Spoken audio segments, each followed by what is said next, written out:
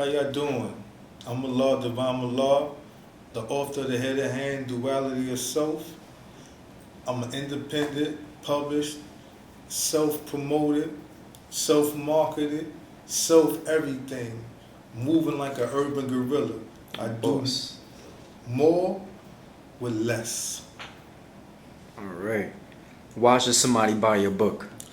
They should buy my book because if they really into reading urban genre, they like urban books, then this book is going to blow their mind. They've never read anything like this before in their life. You know, the characters are believable. The story plot got so much twists and turns that it'll blow their mind. Right. What was your inspiration for writing this book? My inspiration for writing this book was Mario Puzo. I read an article. I mean, if you don't know who Mario Puzo is, that's the author of the Godfather series. And in the article, he said that the Godfather is not about the mafia. It's about an Italian family that's in the mafia. So his point was he was trying to humanize that segment of people or that demographic of people, which actually is a small people within inside the Italian community. So I said, what if I do the same thing with what they say are street niggas, thugs, and gangsters? What about if I show the different sides of them? Because nobody is just one way. And that was like my inspiration. What is the motif of the book? The motif of the book is reality itself. You know, I took the ideas from reality because they say art comes from reality. And to really understand that, you gotta be an observer of what goes on in life. So that's where the motif of my book comes from. It comes from the things that I see take place. It comes from gentrification that's going on throughout New York City. It comes from police brutality while you got a Black Lives Matter movement, but it always been police brutality. It's just the fact that now everybody got smartphone and people got Facebook Live so everybody can see what black people been talking about since they've been in this country.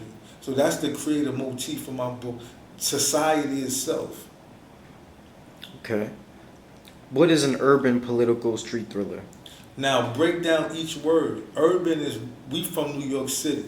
So any urban area or any city area is urban. Political, when you look at political, what is it? It's politics. Politics is what? It's power. What is power? Power is having the ability to define, defend, and develop your own ideas and your own issue. You know, when you look at the streets, now the streets is depending on how you see what the streets are, then you're going to get a different perspective. To me, when I look at the streets, I think about the streets that I grew up on. I think about coming up of age in New York in the late 80s and the early 90s. You know, I think about when New York was averaging 2,000 murders a year. I think about the atmosphere that was created when you used to have Decepticons all up and down the A train, Bandicons at the junction, you know, young guns in different boroughs, block crews. That's the streets that I think about. When crack hit, fine people, mothers that was fine, you see them again and they look like zombies. That's the streets that I'm talking about. And thriller is action. From when you first open my book up, until you close it, it's going to be action, it's going to be twists, it's going to be turns. And some of the twists and turns you're not even going to see coming. That's what make it a thriller. Urban political street thriller. Okay. Describe duality of oneself. Duality of self is me, is you, is anybody that, you know, that have ideas or friendships from a different day and time than the day and time that they moving out right now. It's like the man you was 5 years ago, you're not the man today. But imagine that the man you was 5 years ago was in the different things that you are than what you do today. So that duality is like you just don't forget the things you did yesterday. You just don't forget the people you knew yesterday. You just don't stop having the ideas that you once had yesterday. So the conflict comes when you look at yourself and you say, I'm trying to be different. I'm trying to move different. I'm trying to understand different. But certain ideas keep creeping up in your mind because sometimes you comfortable with ideas that other people might seem or perceive to be negative. So stand on a certain path, stand on what I would say a righteous path or straight path, or being the man that you can fully be to your fullest potential. That's when you got the duality of self. Are you thinking of writing a series? Technically, it is a series because I do have the second book, The Hidden Hand, the Black Fist Saga, and I have a pre-book before The Hidden Hand that really shows Bomani growth when he went through the federal prison system. Who did he met? And it's called the Hoover and Dougal clan. Hoover is a word, it's a K-Swahili word, which is from Africa, and it means free. And Dougal means brotherhood. So the Free Brotherhood clan. And that's something that people will really be surprised the way that I put that together. That was my genesis or my beginning and actually writing urban political street thriller. All right. Describe Bomani, his characteristics. His characteristics is one thing I wanted to do with him. I didn't want him to lose his essence. Like, sometimes a person come home from prison, they no longer who they used to be.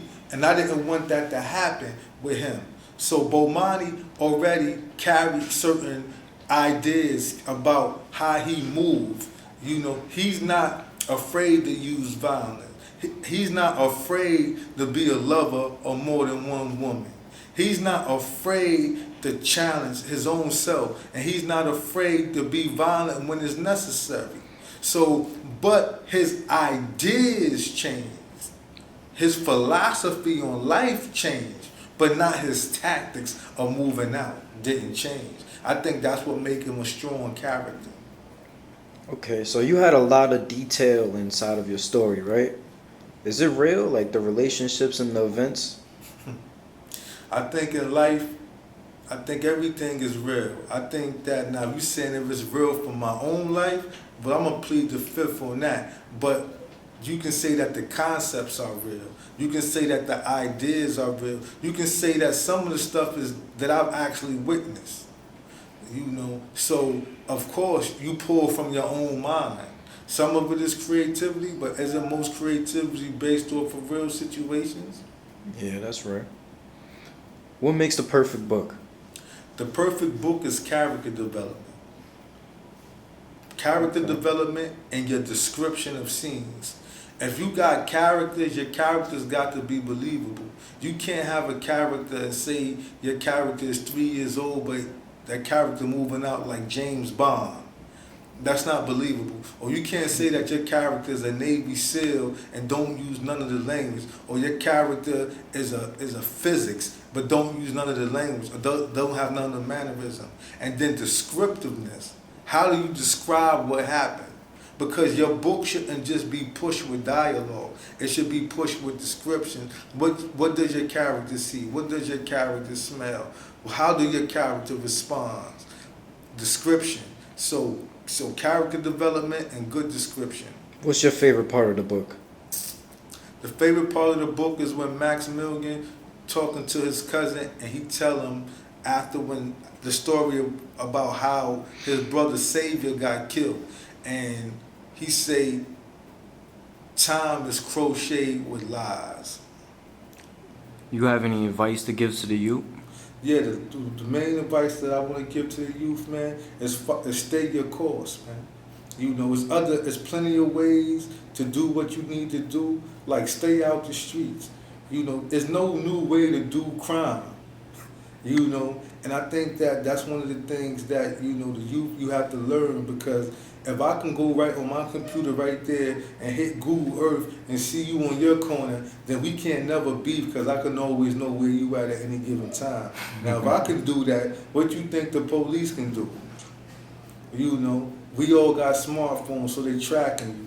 You know, you got money on the internet talking about you balling, so now you go in the database. So my thing for the youth, man, is look at other ways to do what you want to do. You know, don't be afraid to educate yourself. Like me, I educated myself on the book writing process. I went to the library and got books on how to write a novel or how to set up story plots and things like that, as well as, you know, I help create a creative writing group for I can get other people, we can help each other. See, that's the guerrilla mentality. You know, you take a little bit and you do the most with it. So that's what I want the youth to understand. Whatever you want to do, you can facilitate it. You can Google it, you can YouTube it, and do all these different things. You know, you don't have to wait for nobody. And people told me if I had to wait to put this book out, it would have never got put out. If I had to wait for a publisher, if I had to wait for an agent, if I had to wait for all that, this book would never got put out. I self-published that book myself. So, and that's another thing I want the youth to know. What I did, you can do it too. I didn't do anything that you can't do. And that's what I want y'all to take away. Always be amazing. You're right.